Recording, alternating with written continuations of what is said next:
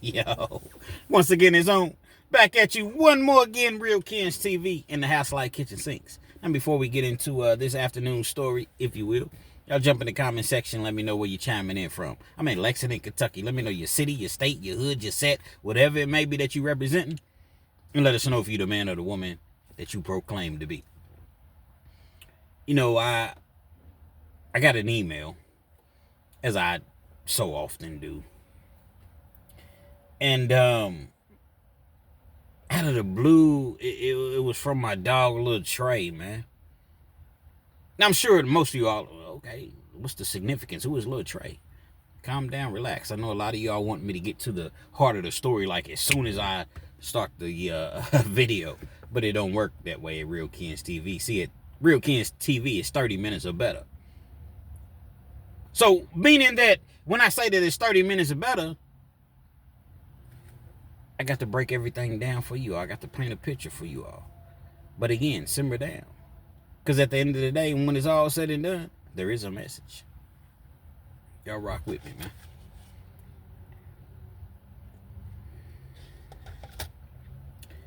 I was excited to hear from Lil Tre, man. Now, let me explain to you all how I came about meeting and forming a friendship with Lil Tre, man. Lil Tre was a black dude, dark skinned dude, he was growing his locks. So he had like the little starter locks, when you first start to grow your locks, your dreads, or whatever you may refer to them as. Lil Tre was about 5'8". Couldn't have weighed no more than 165, 170, but he was physically fit. Had a whole lot of anger issues, and he would often come to me. He looked at me as I'm the big bro. Actually, to be perfectly honest, I was old enough to be his father, because at this particular time when I ran across Lil Tre, he was only maybe 22. He was about 22, so I believe that he looked at me as a father figure. Now, in penitentiary, people always thought that I was a lot younger than what I really was, because I'm active. When I say I'm active, I mean I'm working out. I'm you know what I mean? I'm just cool. I'm just me. Put it that way. I'm just me. The same way that you all see that I am. For you all that watch me on a regular basis, this is just how I am in everyday life. So I never really had too many issues, and when I did, I handle my business. Win or lose, I'm a handle my business. But for the most part, I didn't have too many issues because I don't know what it is. I can't really explain. But the youngsters would always kind of flock to me or whatever. Let me pause that because it may not have come across the right way. But nevertheless, Tre was one of them. Tre tells me a story one night. And again, it's all about painting a picture, making you all feel as though you were actually there. We was at a camp. You got cubes, not actual cells. You have cubes. So when you go in the cube, at this particular camp we were at, they had 4 people in the cube. 2 people on the left side, 2 people on the right side. You got like the bunk beds, but they're called racks because they're metal. You got a table where you can sit with one chair, you can sit down and write a letter or whatever, and everybody has an individual locker. And they give you a foot locker that you can place under your bed, man. It's a cube area. Tre would often come into our cube because we had a cool, like our cube, we was straight, man. Everybody in the cube was cool. Tre felt most comfortable coming over talking to us or whatever. And so one night, it's a late night, penitentiary, during the week, you had to be in your bed area by 11 o'clock. But on late night, it's 2 o'clock, and then depending on the officer, he don't give a, they're going to let you ride out. Just be quiet, respect others, that are trying to sleep. I was up one night. typically didn't stay up late like that because my whole thing is to get the day over with and get to the next day. See what I'm saying? This particular night I was up, man, and Tre had been a little distant. Tre didn't necessarily like to hear the things that he needed to hear. So when you told him certain things, he may not come and holler at you for 2 or 3 days, but he would always make his way back. OG, he called me OG. OG. Yeah, what up, Tre? We always play chess. Can I holler at you? Yeah, come on, man. You know my door's always open for you, youngster. Little bro, what's going on? I called him little bro. But I need to get some things off my chest. I need to tell you something that I haven't told anybody. What's going on, bro? Holler at me. At this particular point, I was close to going back up for parole. I had been up for parole twice and got denied twice. The first time, I knew it was coming. They gave me 18 months, which when I say they gave me 18 months, meaning for the people that's never been locked up, meaning it's called a deferment, a setback. Come back and holler at us in 18 months. I'm thinking they're going to give me 12, maybe even 9, but they gave me 18 months. I did the 18 months. I ended up getting into a fight right before I was going to go up for parole. I get in a fight, stomped the dude out, man. Yeah, I stomped him out. They give me 12 more months. Then they raised my custody level, so I find myself, it's too much to explain. But I didn't make parole, and they gave me 12 more months, so I'm at a camp. So at this particular point, once I'm at the camp, I have maybe about 3 months left before I go up for parole again. Surely I'll make parole at this point. I've done everything they've told me to do. I've stayed out of trouble. I wasn't cussing COs out. I wasn't fighting. I wasn't, I was a model prisoner, as they would say. Man, y'all rock with me, man. Shout out to my dog Dreams. It was a 392 Scat Pack. The Bronx. New York. I'm from New York. New York. Shout out, man. East Coast. And so I'm sitting there and I'm listening to him, man, and he's talking to me. And I see his eyes are like tearing up. Although the lights are out, it's not completely dark. You have TVs, but everybody else that's in the cube with us, they out in the game room or, doing whatever they doing on the phone. He said, bro, I know that I'm angry all the time, but let me express something to you. I really need a lot of you YNs to listen to this. If you're not familiar with what YN means, Google it.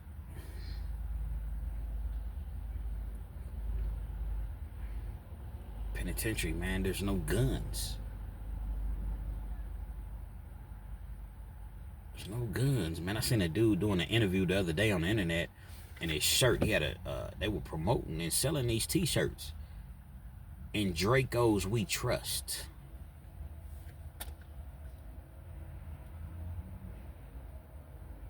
In Draco's We Trust. Y'all know what a Draco is?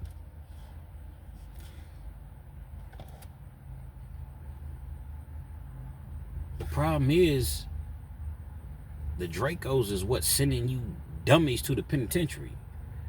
Your usage of the Dracos, not the actual Dracos. But you idiots is walking around with Dracos. Putting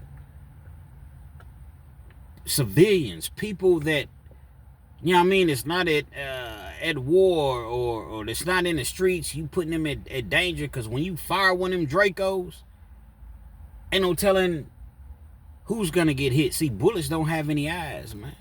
It's one of the realest videos I think that I've ever made, man. Bullets don't have eyes, so they land where they land. They hit where they hit. And the only thing you YNs can say after that is, Damn, man, it wasn't even meant for them. Oh well, it's part of it. It's part of it. Bro, you done just unalived a 6-year-old kid. You done just unalived a mother of 6. You done just unalived the 80-something-year-old grandmother, mother. You done just unalived a 60-year-old grandfather. And the only thing you can say is it's part of it. It wasn't meant for them. And so with this mentality, you find yourself in prison, and you got a 35, 40-year sentence, in which you got to do 85% of that time.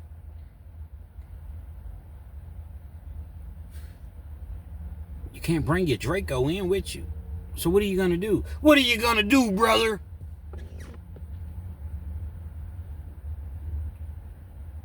Although Tre wasn't that sort of young dude, he found himself in a scenario in which he's going to be placed with the rest of the young dudes or the YNs. Although that wasn't even his character.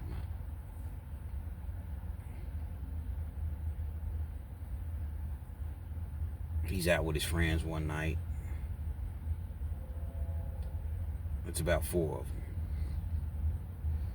It was a crew, it was a clique. They had a little white girl, little Sarah.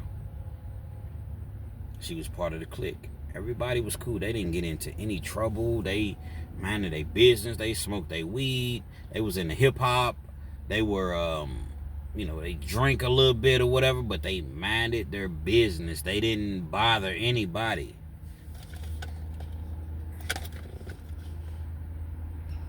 Sarah informs them one night, hey, I know a dude. Keeps a lot of cash. He got jewelry. He got a lot of stuff at his crib. He's gone from this time frame to this time frame. Got a lot of stuff in his crib. They weren't even criminals. None of them.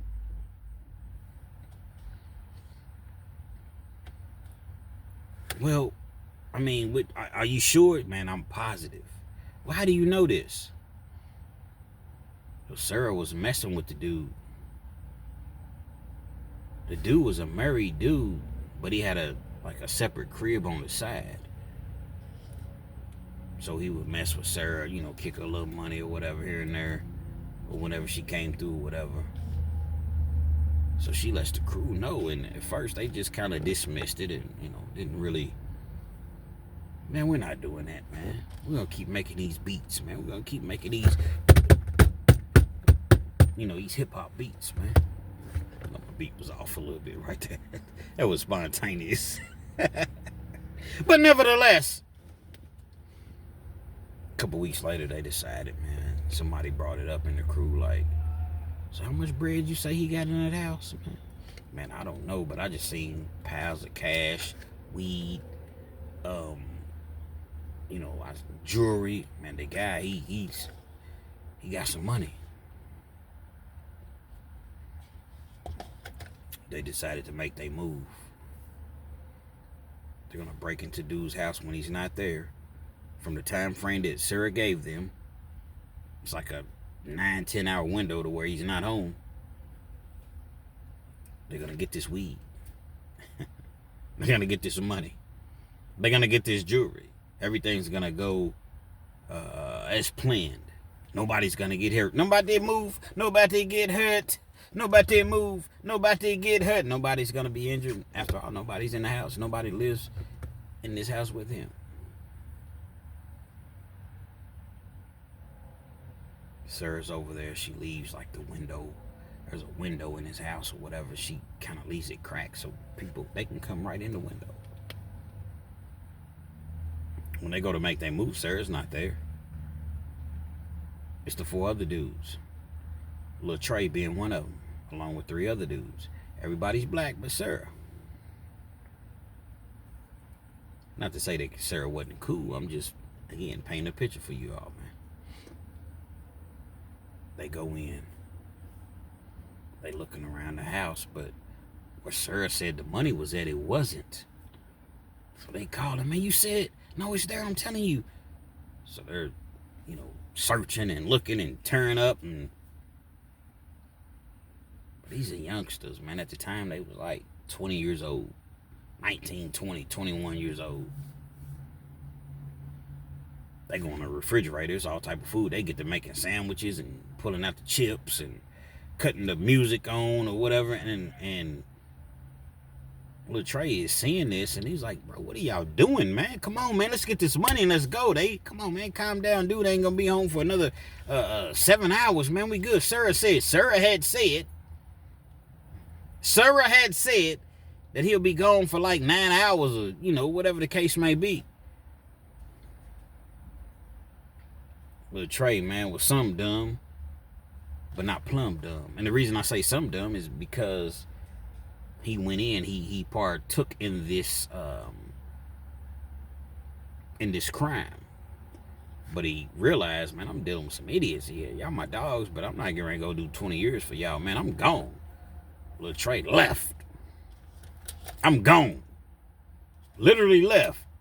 All right, when we find the money, bitch ass nigga, you ain't getting nothing. Man, I don't care nothing about no money. I'm gone. He ends up leaving. These fools, man, is still in the house 15 minutes later. Still partying. They party. Just imagine that. I want you all to really, you break into somebody's house. You going off the word of another individual, that this individual, the homeowner, won't be home until this time. And you're so relaxed that you're partying. Lexa play Young Thug. Lexa play Lil Wayne. Lexa play, you know what I'm saying? Like they really in there partying.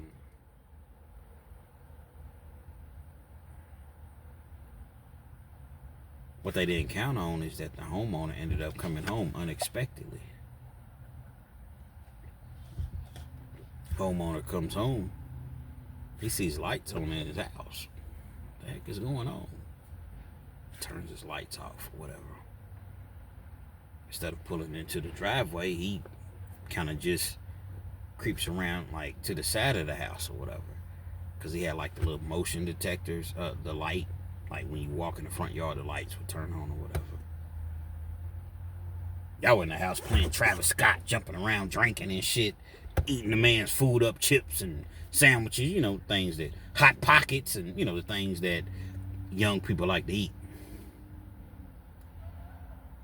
Actually, I like me a Hot Pocket, man. I'm gonna go, my boo, she keeps Hot Pockets at the house, man. I like Hot Pockets. I do. Y'all jump in the comment section. Let me know if you too like Hot Pockets. Y'all rock with me, man. So the homeowner, instead of calling the police, he goes on inside of the house. He goes inside of the house like he don't have no gun or anything. That's why I didn't quite understand. But I'm looking at the story. I'm looking at the transcript. So everything that Lil Tre is telling me initially, I don't know if he's exaggerating, leaving certain things out, but when it was all said and done, everything that he was saying was 100% factual. He comes into the house, and when he comes into the house, man, imagine coming into your home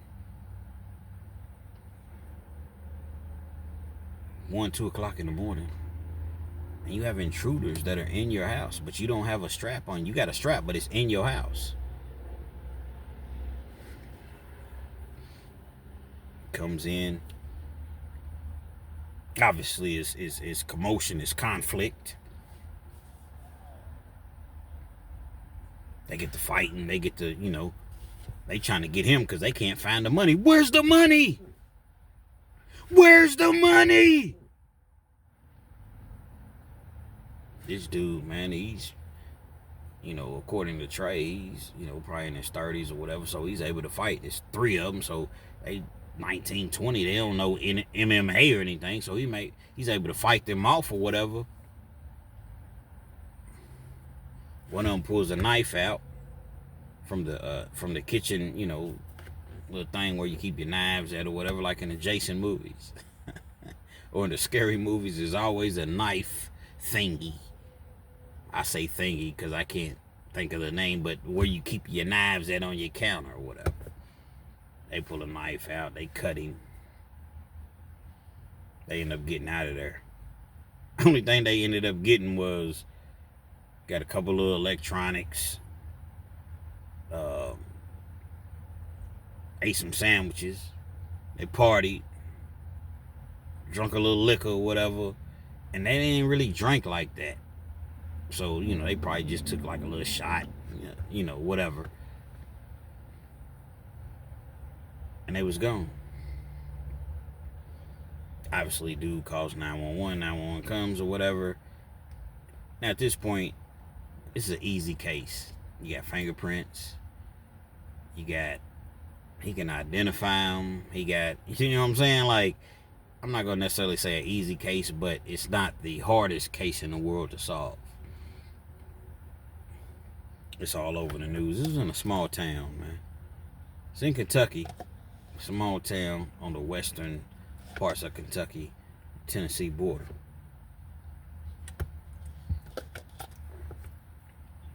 It's on the news. Home invasion. Man severely injured, life-threatening, injuries or whatever. They cut him. I said cut him. Actually, they stabbed him. Luckily, that individual, that homeowner, he pulled through. He made it. Grace of God, man. Whoever your higher power may be, he made it. It's all over the news. I'm sure the crew is shaky. They shaking like Don Knotts, man. I know who Don Knotts is. Andy Griffin. They're very, very nervous. Nobody say anything. Nobody say nothing. A few months pass. Same thing that always happens. When you commit a crime with other individuals, it's always going to be somebody that does some foolery. When I say foolery, meaning somebody that does something that you all have previously discussed, and it was like, don't do this, don't do that.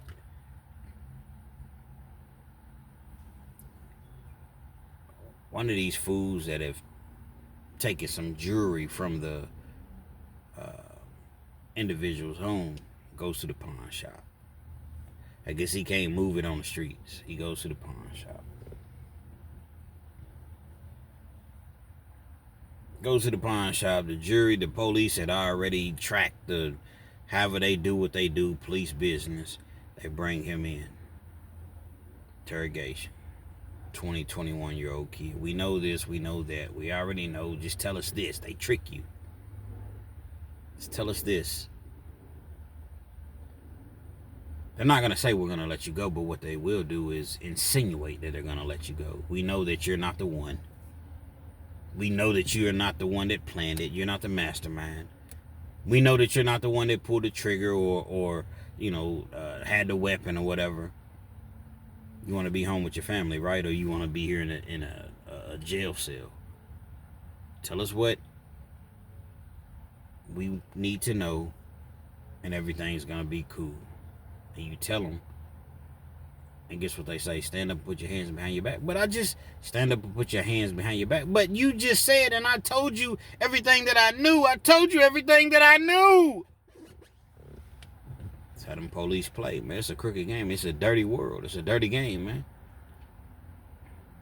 They're going to trick you. That's why you don't talk to police, period. Lawyer.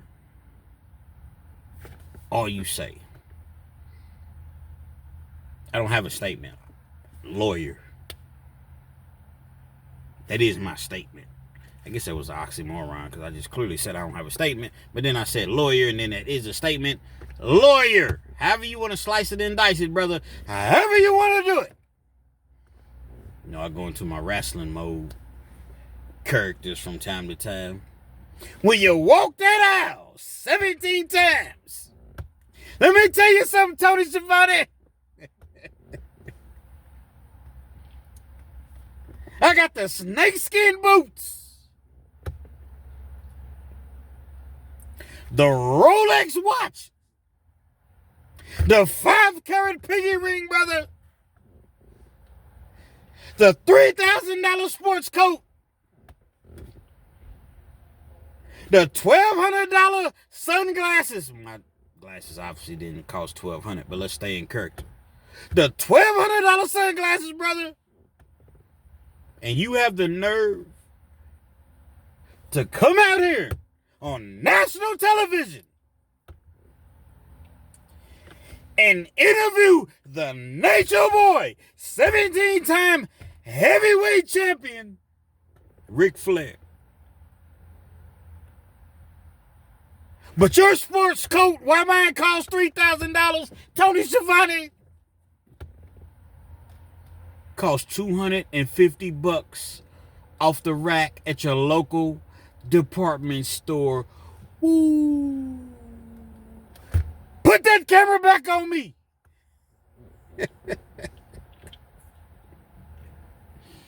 Shout out to Ric Flair, man. Somebody send this to Ric Flair, man. They're going to run it in that interrogation room, man. Again, they're not there to be your friends, man.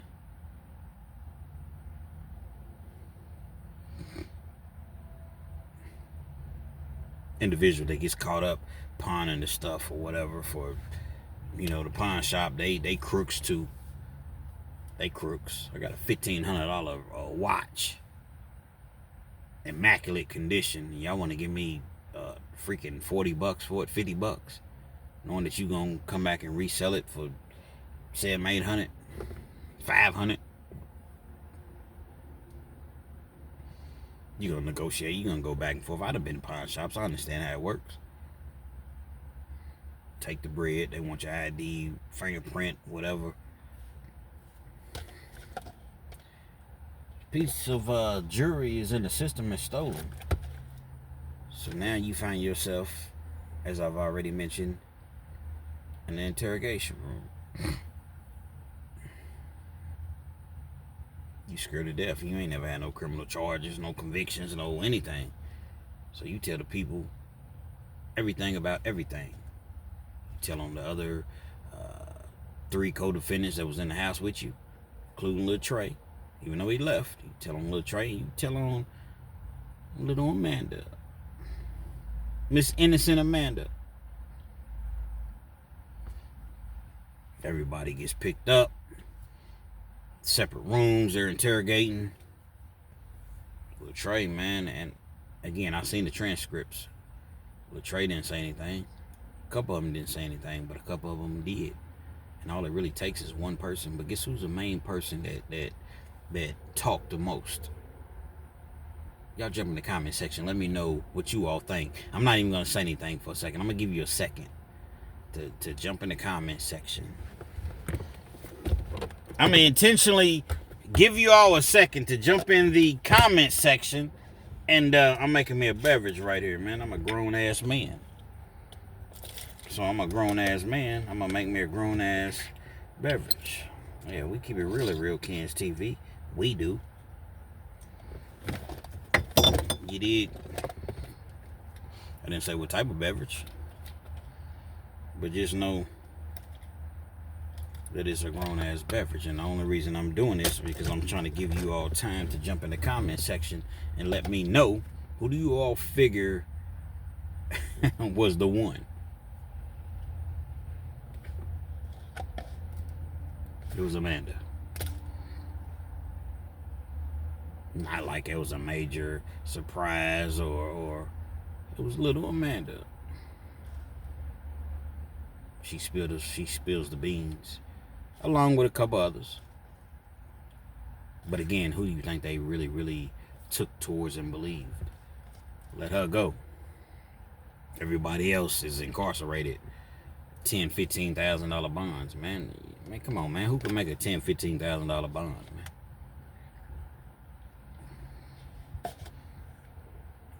Burglary. This is how they stack charges against you. You got burglary. You got home invasion. You got robbery. You got assault. They're going to add as many things as they can possibly add. Running from the police. When it's all said and done, they looking at freaking 50 years. Man. Let's not get it misconstrued. You break into somebody's house, you deserve whatever you get. And then you injure the individual, you deserve what you get. I'm not saying that I think some people just hear what they want to hear. For 50 years, 50 years. So I'm gonna say though, Kims, I mean, you can't just be breaking into people's houses, man. I get it. I totally get it. So I can't really refute that. But what I can refute is, you got little Amanda, she's telling the police, they let her go. Everybody else is still locked up. Her parents come and bond her out.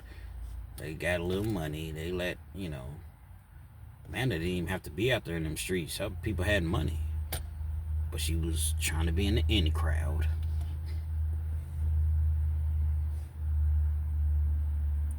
She's the one that set the whole play up.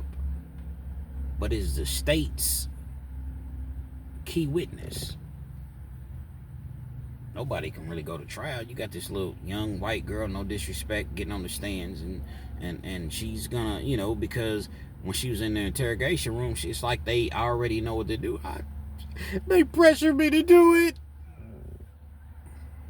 The detective, what do you mean they pressured you to do it? It's white detectives. What do you mean they pressured you? How somebody pressured you? Because they knew that I was messing with this guy. I was just talking and they told me that we should set something up. A total lie. She was the one that came to them. I was afraid. I was afraid that if I didn't do it, they would hurt me. So I told them and I went along with the plan. Tears. It's okay, young lady. It's okay. It's okay. Let's get you some Kleenex, some tissues.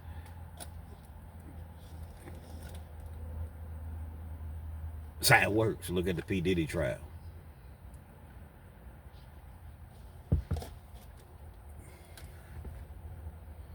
They all in jail. Like I said, a couple of them rolled over. Tre and another Lil Tre and another dude. They never said nothing. Lil Tre's gonna go to trial, man. Lil Tre ain't never had a criminal. He ain't had no ticket, no traffic ticket. He didn't even have a driver's license.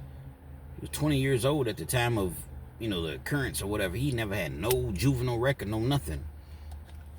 He wants to go to trial because he felt like the dude got stabbed, but I wasn't even there. I had gone. But guess what? His people didn't have no money. So he had to go with a public defender, a public pretender. Now watch how I say that, because some of these public defenders, they go through the process of being a legal aid, public, defender, whatever, and then they become great criminal lawyers. But the majority of them, you got this one motherfucker in Lexington, man.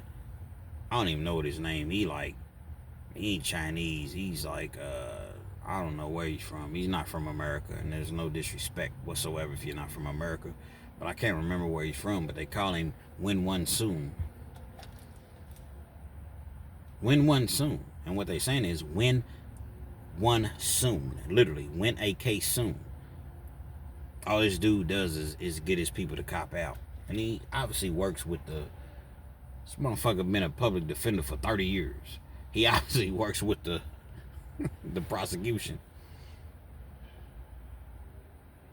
I had him one time just briefly because I'm gonna test the waters before I go and hire an attorney. I ain't got money like that. I don't have no attorneys on standby. I don't have no best friend that I can just call that's an attorney. Can you afford an attorney? No, I can't, Your Honor. I'm gonna test the waters just to see what's what, and then eventually I'm gonna get me an attorney. I've always had an attorney. They wanted me to roll over on some people. Who are you trying to save? Just tell them what they want to know. They're offering you 3 years. And they call him Win One Soon because this motherfucker ain't never won a case, man. Got another dude, Tom Khan. They call him Cop Out Khan. Because all he does is cop out. Meaning all he does is plead guilty. Man, these dudes ain't fighting for you. They're just before, like, when you go to court, you have to have representation. There's been times I've been in a court, man, or I've seen people in the courtroom, and the judge will stop them. They trying to talk for themselves, like, yeah, I understand what this looks like, but it's not that. This ain't this. This ain't that.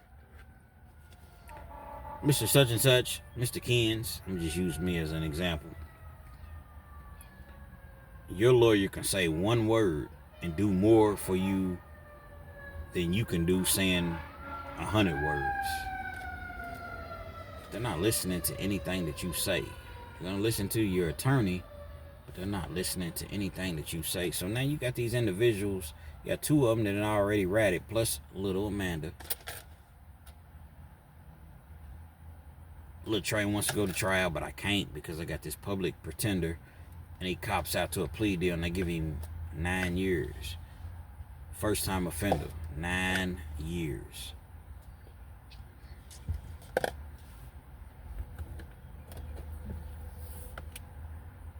They're probing for probation. Got people that sent in letters and you know, anything they can possibly do to help the situation. But you got this white judge that sits high and looks low. Got white prosecutors, white police officers, got a white individual, the victim, 4 black young men, and you got this white little Amanda that caused all of this, that brought all of this about. Goes to final sentencing, which means you take the plea deal. They tell you come back in a month or 2. You come back. The judge decides if you're going to give you probation or send you to the pen. They send him to the pen. They give him 9 years. The other individuals, they end up getting like 15, 16 years, 12 years. Guess what little Amanda got? Guess what little Amanda got? Never spent a night in jail. That hooked the whole scenario up. That hooked the whole play up. Guess what she got? Probation for 1 year. A little bit of restitution. Probation for 1 year, man. But all the niggas got sent to the pen, man. Yeah, I said it. It's just what it is. I ain't gonna disguise or sugarcoat nothing. And she set the whole play up. Without her, see, she's supposed to have been the one that got the most time, because the way that the courts typically look at it is that who was the most responsible? Yeah, you didn't go, but without you, we couldn't have gone. You see what I'm saying? You set this whole play up, but she gets a year probated. And it was a misdemeanor. They amended her. They did what's called a diversion program. It's for first-time offenders. So they'll say, okay, for the next year, you're going to do so much community service, and you're going to, you know, report to a PO once a month, and don't get any dirty urine, and you comply with all the standards or what have you, then nothing goes on your record. It's like it disappears, like it never happened. That's what little man they got. Lil Tre's telling me all of these things, man, that's going on. And he's not initially, but he eventually showed me proof that this is what happened, man. It's part 1, man. I'm going to leave y'all with a cliffhanger. I'm going to come back with part 2. Lil Tre in the Cube, late night, talking to Kins, telling me exactly what happened. And how it got to the point of where it got to, man. Real Kins TV. Y'all stay tuned. Hopefully you like the video. Feel free to comment. Definitely share. Subscribe to the channel if you're not already subscribed. And be sure to hit that post notification. So anytime I bring you this action and this heat, guess what? You're amongst the first to receive. I promise you. I'm coming right back with part 2. And you're not going to have to wait long. And wait until you hear exactly what happened. Real Kins TV, man.